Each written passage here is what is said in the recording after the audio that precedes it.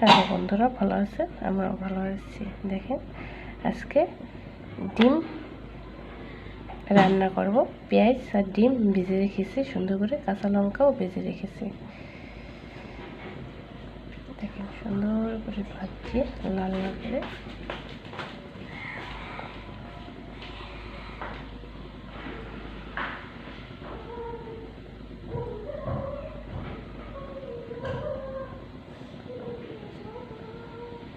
দেখেন, ভাজা পেঁয়াজটা দিয়ে দিয়েছি।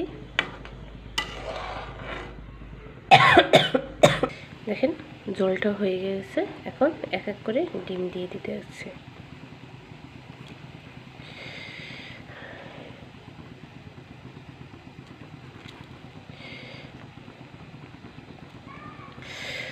আমার আস্তা ডিম খেতে ভালো লাগে না, তাই জন্য কেটে কেটে দিয়েছি, যে জন্য ভালো লাগে খেতে।